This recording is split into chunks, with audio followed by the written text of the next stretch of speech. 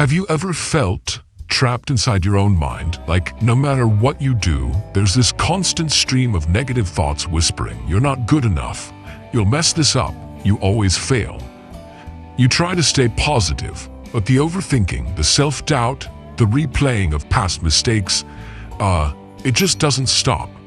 Here's the hard truth: negative thinking is not who you are.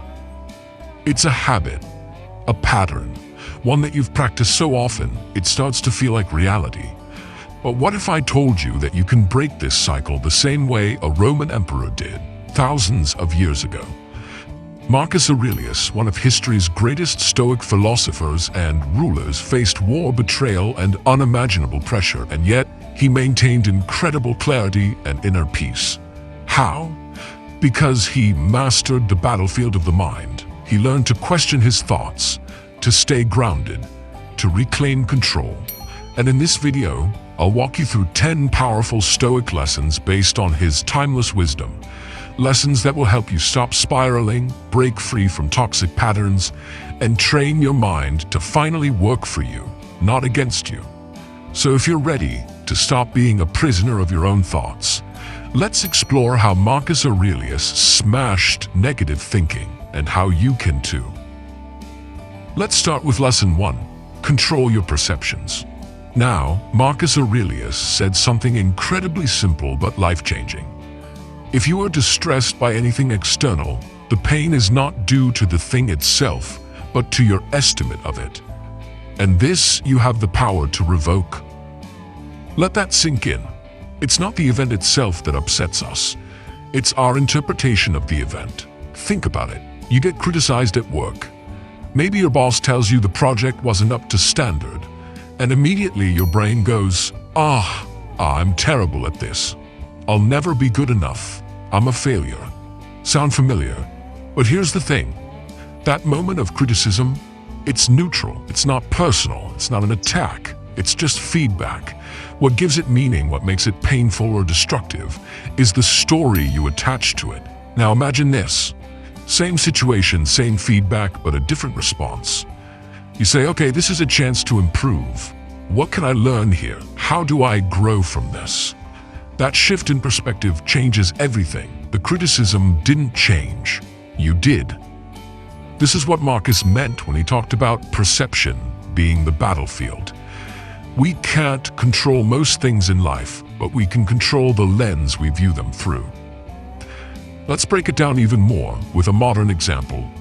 Let's say you're stuck in traffic. You're late, you're stressed, your plans are ruined. Your first instinct, this always happens to me. My day is ruined. Why is life so unfair? But is that actually true? Or could it be reframed? What if you said, well, I can't change the traffic, but I can use this time. I'll put on a podcast I've been meaning to finish. I'll breathe, reset, maybe even use this pause to check in with myself. One response makes you angry, tense, and powerless. The other turns a frustrating moment into a micro-opportunity for growth. Now, I get it. This isn't easy at first. We've been conditioned for years to let our perceptions run wild. But here's a practice that helps. Whenever you catch yourself spiraling into a negative thought, pause and ask, is there another way to look at this? Is this the full truth, or just my default reaction? What's a more empowering story I could choose right now? That pause, that moment of questioning is where your freedom begins, because that's when you go from reacting to responding, from being a victim of your thoughts to being the author of them. And trust me, the more you practice this, the faster you'll get at it. Soon, it becomes second nature. You start catching yourself before you spiral. You start choosing peace over panic, growth over defeat. And that is the first step to smashing negative thinking, Marcus Aurelius style. Welcome to Lesson 2, Uncover the Roots of Your Negative Thinking. Here's something most people never realize. Negative thinking isn't just a random annoyance. It's not something you were born with. It's a pattern, deeply rooted, often invisible, and reinforced over time. Marcus Aurelius understood this. He knew that our reactions, our inner dialogues, often stem from stories we've carried for years, not facts. So let me ask you, where do your negative thoughts actually come from? Let's take an example. Imagine you're invited to speak at a meeting. It's your turn to shine. But suddenly, your mind starts screaming. You're gonna mess this up. Everyone's watching. They'll judge you. You're not good enough to do this. Now pause. Is that really your voice? Or is that the echo of something older? Maybe it was a teacher who embarrassed you in class, or a parent who was overly critical. Maybe you failed once before, and now that one event defines your confidence. That's what we mean by roots. Your negative thinking might not belong to the present moment. It might be a ghost from your past pretending to be true right now. And Marcus would say, don't believe everything you think. So how do we start pulling up these roots? Here's the first step. Awareness. When a negative thought hits you, pause and ask, where is this coming from? Is this thought really based on truth or on fear? What past experience is trying to run the show right now? You'd be surprised how often your inner critic is simply replaying an old script. And just like any bad script, it can be rewritten. Here's a super practical way to do this. Let's say you're afraid to apply for a new job. You keep thinking, I'm not qualified. They won't pick me anyway. I'll probably get rejected. Now, instead of pushing those thoughts away, challenge them. Ask yourself, what evidence do I actually have that says I'll fail? Have I succeeded in those situations like this before? What would I tell a friend who said this about themselves? Often you'll realize your brain is running on assumptions, not reality. So here's the replacement part. When a toxic thought shows up, don't just remove it. Replace it. Swap I'll fail with I've learned from every challenge I've faced. Swap I'm not good enough with I'm growing, and that's what matters. This isn't about lying to yourself or being blindly positive. It's about being deliberate with the kind of thoughts you want to water. Because here's the truth. Whatever thoughts you feed, grow. And the ones you starve, they wither away.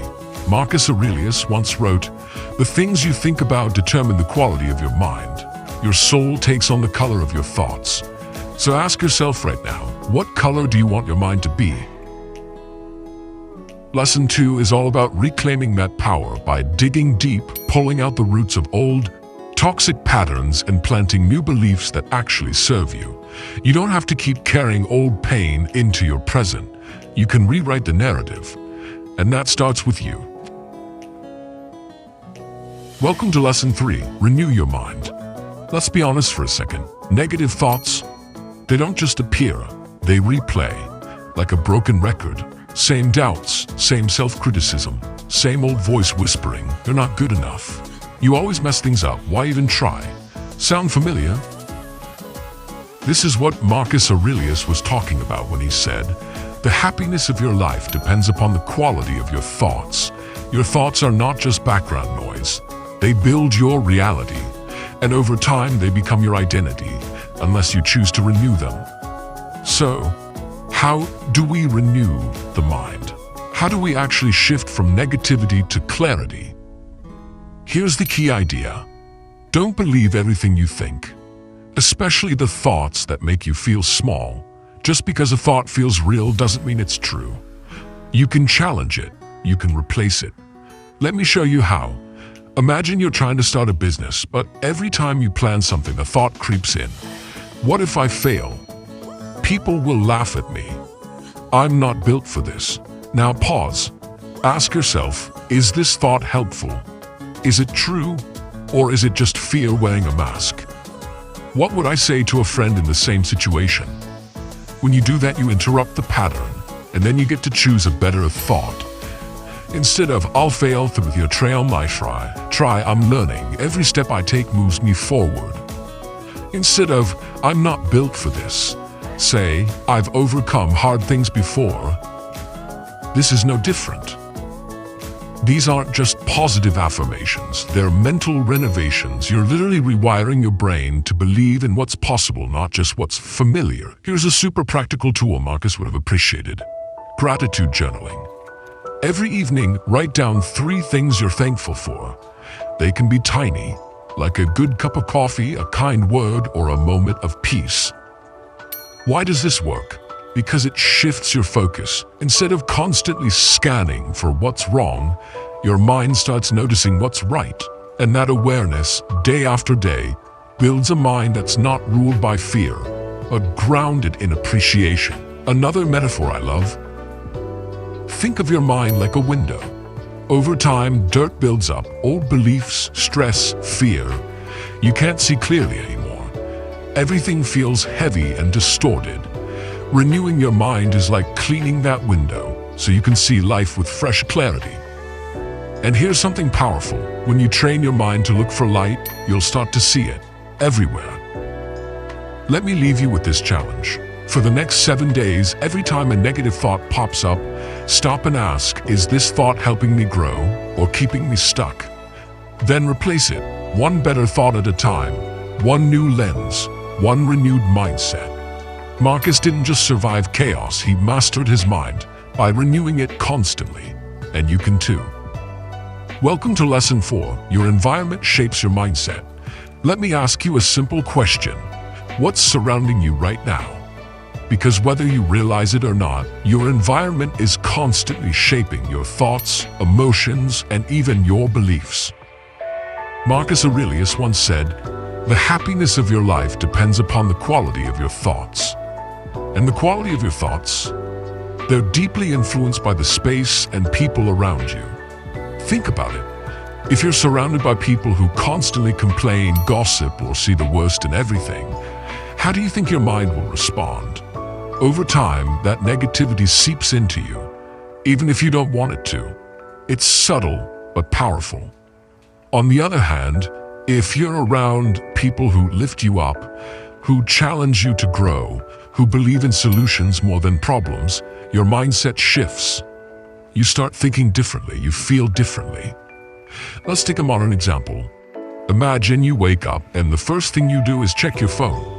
You scroll through chaotic news headlines, Instagram highlight reels, and people arguing in comment sections. Now tell me, how do you feel? Probably anxious, behind, frustrated. Now imagine instead that you start your morning in a clean space. You take 5 minutes to stretch. You read a quote from a Stoic like Marcus. You listen to calm music, same person, different inputs, completely different state of mind.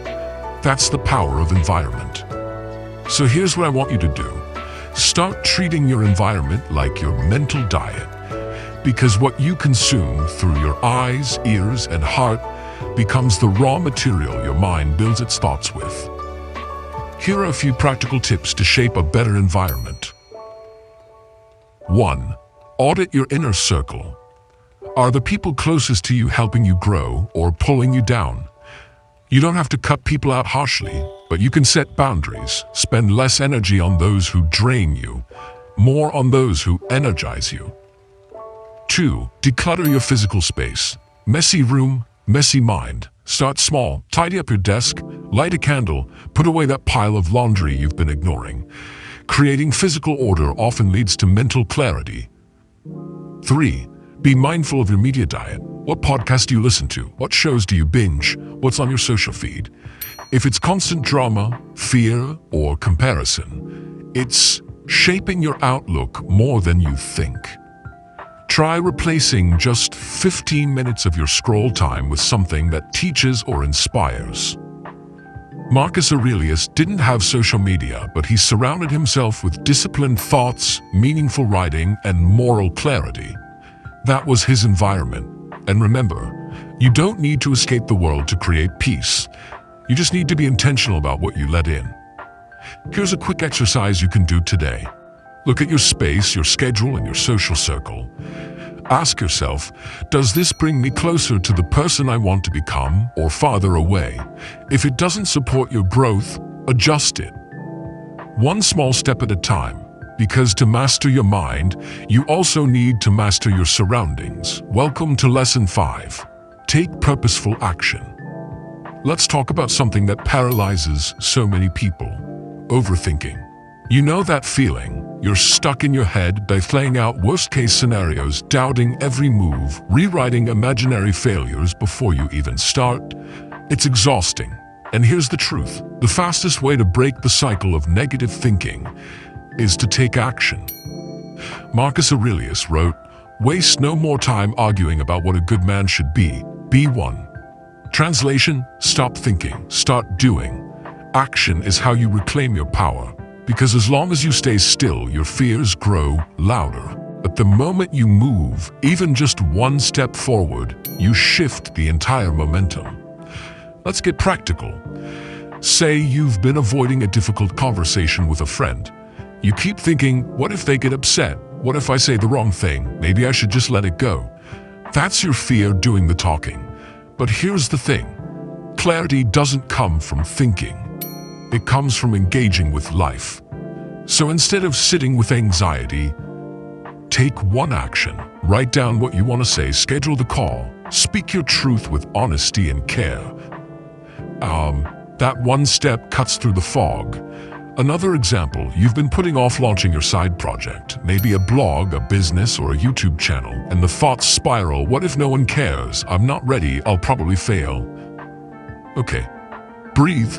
Now, take the smallest possible action. Outline your first post. Buy the domain, record a 30-second video just for you. Because here's the secret. Action builds confidence. Not the other way around. You don't wait to feel confident before acting. You act, and that creates the confidence.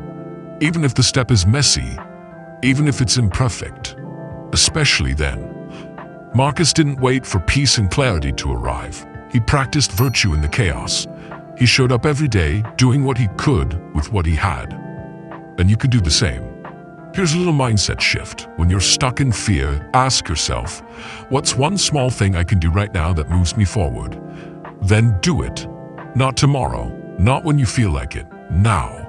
Because every time you take intentional action, you prove to yourself, I'm not helpless, I'm not stuck, I'm capable. And when you start stringing those small wins together, momentum happens, confidence happens, breakthroughs happen. Let me give you a phrase to carry with you. Less thinking, more doing. Not in a reckless way, but in a focused, grounded way. Like Marcus would, with courage, with clarity, with purpose. So, what's your next step? Maybe it's sending that email, signing up for the class, or simply getting out of bed and taking a deep breath. Whatever it is, do it. Welcome to Lesson 6, The Power of Words. Let's get real for a second. The words you speak, especially the ones you say to yourself, are powerful. I mean, really powerful. Marcus Aurelius knew this. He journaled daily, not to impress anyone, but to speak truth into his own mind, to reinforce what mattered, to quiet the noise and align with wisdom. And here's what that means for you. The words you choose don't just reflect your thoughts, they shape them. They don't just describe your reality, they create it. Let me ask you something. When you mess up, what do you say to yourself? Is it, I'm such an idiot. I always screw things up. Why can't I ever get it right? Now, would you say those exact words to a friend? Of course not, so why say them to yourself? Let's flip it. Imagine you're going through a tough week, work's stressful, you're not sleeping well, you feel off. Instead of saying, I'm falling apart, try saying, this is hard, but I'm doing my best. I've handled difficult things before. I can get through this. I'm allowed to feel low and still choose to rise. Feels different, right? That's the power of conscious self-talk. It's not about fake positivity. It's about choosing language that supports your strength, not feeds your weakness. Here's a simple trick. Anytime you catch yourself using harsh language, pause and reframe it, as if you were speaking to someone you deeply care about. That slight shift from self-attack to self-support can transform your emotional world. Let me give you a real-world example. Let's say you're about to take a big risk. Maybe it's starting a new job, sharing your art, or speaking in public. And your inner voice says, you're going to mess this up. You're not qualified. People will laugh at you. Instead of letting those words loop endlessly, step in with intention. Say, I feel nervous and that's okay. It means I care. I'm still growing and that's enough. Every expert was once a beginner. See what happened? You didn't lie to yourself. You just shifted your language toward empowerment, not paralysis. Here's another practice Marcus would have loved. Gratitude journaling with language that uplifts. At the end of the day, write down 3 things you're grateful for and describe them in rich, vivid, positive language. Not just, I'm grateful for lunch, but I'm grateful for the warm, comforting bowl of soup that reminded me to slow down. This trains your brain to see life with more color, more meaning, more perspective. So let's bring it all together. Words are like seeds. If you keep planting negativity, don't be surprised when your mind becomes a battlefield. But if you plant words of strength, compassion, and clarity, you'll grow a mind that can weather any storm. Marcus Aurelius used words not as decoration, but as discipline. And so can you. So here's your takeaway. Start speaking to yourself with intention. Choose words that heal, not harm, because how you talk to yourself becomes how you live. Welcome to Lesson 7, Build Emotional Resilience. If you've ever felt like life just keeps hitting you when you're already down, you're not alone. Disappointments, setbacks, frustrations, they come whether we like it or not. And negative thinking, it loves to show up during those moments. But here's what separates those who spiral from those who stay grounded. Emotional resilience. Now, resilience doesn't mean pretending everything's fine. It means having the inner strength to bend without breaking, to feel the storm but still stand, to acknowledge the pain without letting it define you.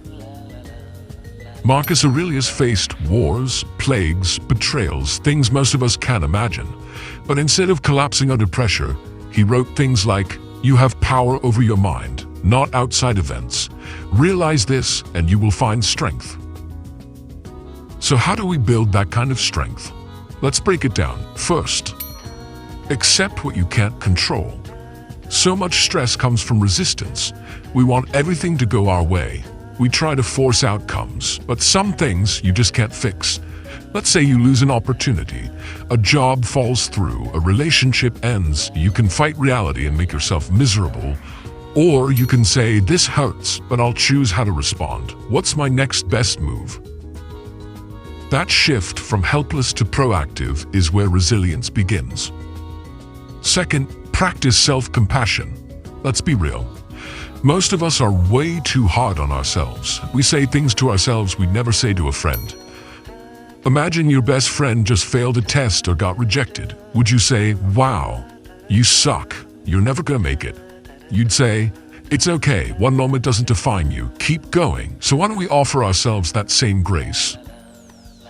Resilience isn't just about toughness, it's about kindness, especially when things fall apart.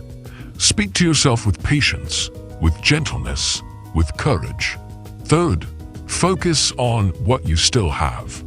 Even in hard times, there is always something solid under your feet. It might be small, a good friend, your health, a lesson you learned, but it's there. And if you focus on it, it becomes your anchor. Anchor. Try this. When things go wrong, take a deep breath and ask, what can I still be grateful for right now? What strength is this challenge helping me build? That's not wishful thinking. That's training your mind to see possibility in pain. Think of resilience like a tree in a storm. Yes, the wind shakes it. Yes, the rain comes hard, but its roots, the values, the mindset, the self-trust, it built those long before the storm came. And when the wind dies down, it's still standing. That can be you. So, if you're going through a tough time right now, know this. You are not broken. You're becoming stronger. Every challenge is an invitation to return to your core and grow from it. Marcus didn't become resilient by accident. He cultivated it through daily reflection, intentional thought, and grounded action, and you can do the same. Welcome to Lesson 8, Practice Gratitude Daily. Now, I know what you might be thinking, gratitude? Really? That sounds simple. But let me tell you, it's one of the most underrated superpowers you can develop. In fact, when it comes to breaking the cycle of negative thinking, gratitude is like flipping on a light in a dark room. It doesn't make the problems disappear, but it changes what you see. Marcus Aurelius wrote, "Do not indulge in dreams of having what you don't have. Instead, reflect on the blessings you do possess." Why? Because what you focus on grows. Let me give you an example. Let's say you had a rough day. You're behind on work. Someone cut you off in traffic. Your plans got canceled. And by the end of the day, your mind is spinning with everything that went wrong. Now pause. Instead of feeding that spiral, what if you asked yourself, okay, what went right today? Maybe it was a smile from a stranger, a moment of laughter with a friend, or just the fact that you had food, a phone, and a roof over your head. Tiny wins. But they matter. Because gratitude doesn't require a perfect life. It just asks you to notice what's already good, even if it's small. Here's a practical way to do this. Start a gratitude journal. Every night before bed, write down 3 things you're thankful for. Big or small, clear or subtle, just get them on paper. Example, I had a warm shower after a long day. Someone held the elevator for me. I showed up for myself by going to the gym. This might feel awkward at first, but keep going. Over time, your brain starts scanning for positive moments automatically. That's how you retrain your focus away from negativity. And it's not just about your own mind. It transforms your relationships too. When's the last time you looked someone in the eye and said, "Hey, I really appreciate you. Thank you for what you do. That small thing you did today meant a lot to me." Gratitude creates connection. It softens tension. It builds trust. Marcus wasn't writing his Stoic meditations to impress the world. He was reminding himself daily to stay grounded in what mattered. And a big part of that was recognizing the blessings he already had. Even in the middle of war and illness, he could say, there is still light. There is still reason. There is still something to be grateful for. You don't have to wait for life to be perfect to be grateful. Gratitude is how you train your mind to see that life is already full of meaning. So here's your challenge. Tonight, before bed, pause for just 1 minute. Ask yourself, what am I grateful for right now? Let that be your final thought of the day. Because when you end your day with gratitude, you train your mind to begin the next one with perspective. Welcome to Lesson 9, Embrace Impermanence. Let me start with this. Nothing in your life is permanent. Not your pain, not your joy, not your current circumstances. Everything, yes, everything is in motion. And that's not a reason to fear life. It's a reason to live it more fully. Marcus Aurelius reminded himself constantly that change is the nature of the universe. He wrote, "All things fade into the storied past." In other words, the things that feel overwhelming today, they'll eventually pass. And when you understand that deeply, not just intellectually, but emotionally, you start to experience a kind of peace. Not because life is easy, but because you've accepted its rhythm. Let's break this down. Think back to a moment in your life where you thought, I'm never getting through this. Maybe it was heartbreak, a failure, a time when things felt like they were falling apart. But you did get through it, didn't you? And if you're honest, maybe you even look back on that experience now and think, wow, I grew so much because of that. That's the power of impermanence. It teaches us that no state, good or bad, lasts forever, which means we don't need to cling so tightly to the highs or fear the lows. Let me give you a practical example. You lose a job. It feels like the world is ending. You spiral into negative thoughts. I'm a failure. I'll never recover. Why does this always happen to me? But then, 6 months later, you're in a better role, one that fits you more, one that challenges you in the right ways. Now imagine if you had known in the middle of that storm that it was just a passing season. You could have spared yourself so much fear and frustration. So here's a mindset shift. When something difficult happens, remind yourself, this is temporary. Say it out loud if you need to. Write it on a post-it, put it on your lock screen, Whatever helps you remember, because that one reminder can loosen the grip of negative thinking in an instant. Now, embracing impermanence doesn't mean being passive. It doesn't mean sitting back and saying, well, everything fades anyway. What it does mean is living more freely, trying without obsessing over the outcome, loving without fearing the end, letting go without losing your peace. There's also freedom in this truth. You're allowed to change. Just because you used to think a certain way doesn't mean you have to keep thinking that way. Just because you used to struggle doesn't mean you always will. You're evolving, and that's the beauty of being alive. Marcus Aurelius said, "Observe constantly that all things take place by change. Change isn't the enemy, it's the process. And when you stop resisting it, you stop suffering needlessly." So next time you're in a tough moment, pause and ask, what if this is just a moment, not a sentence? What if I'm just passing through something that's meant to shape me? Welcome to Lesson 10, Live with Purpose. If you've made it this far, you've learned how to reframe your thoughts, shift your environment, take intentional action, and build emotional resilience. But here's the truth. All of those lessons become 10 times more powerful when they're guided by one thing: purpose. Marcus Aurelius didn't just survive difficult times. He had clarity. A reason to get up, a reason to write, a reason to lead. He understood that when you know what matters most, it's easier to let go of what doesn't. And when it comes to negative thinking, purpose is your compass through the storm. Let me show you what that means. Imagine two people stuck in traffic. One is angry, frustrated, talking to themselves like, this is such a waste of time. Why does this always happen to me? The other takes a breath and thinks, okay, I can't move the cars, but I can use this time to reflect, to reset, maybe even to listen to that podcast I've been putting off. What's the difference? Purpose. The first person's day was built on control and perfection. The second person, they built their day on intention, and they found a way to honor it, even in a delay. When you live with purpose, less likely to get pulled off course by negativity.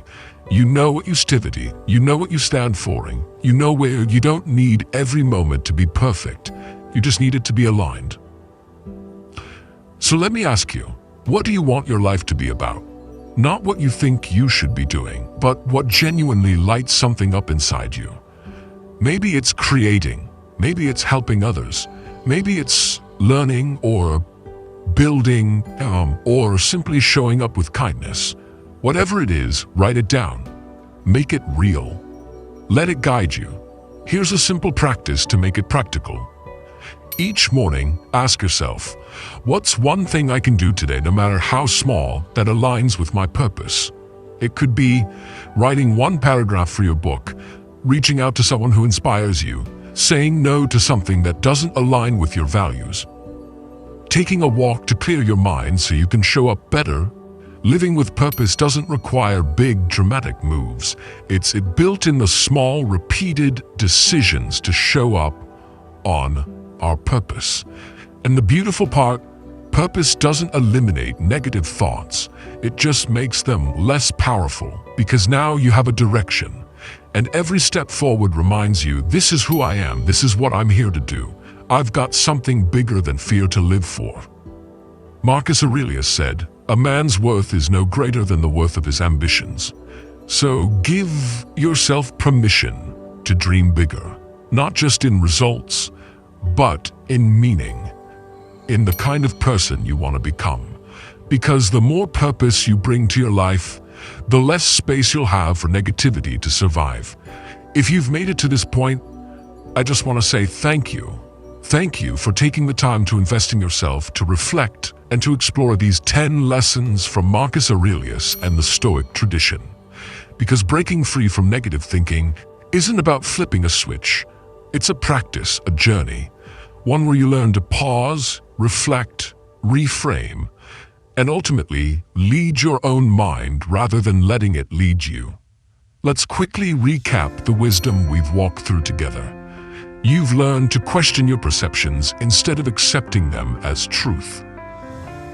You've explored the roots of your thoughts, renewed your mind, and shaped your environment. You've learned to take purposeful action, speak to yourself with kindness, build emotional resilience, and practice gratitude. You've embraced impermanence and grounded yourself in meaning and direction. And through it all, I hope you're starting to realize this. You don't have to wait for life to be perfect to feel peace. You just have to start leading your mind, one moment, one thought, one choice at a time. Marcus Aurelius didn't write his meditations to impress anyone. He wrote them to stay grounded, to remember who he wanted to be. You can do the same. So if any part of this video spoke to you, if it helped you see something differently or gave you a tool to use in your daily life, I'd love to hear about it. Drop a comment below and share the lesson that resonated most with you. And if you'd like more content like this, quiet, honest, and rooted in timeless wisdom, feel free to like the video, subscribe, and join this growing community of thoughtful minds learning to live better. No pressure, just an open invitation. You're always welcome here. Until next time, stay grounded, stay present, and most of all, stay in command of your mind.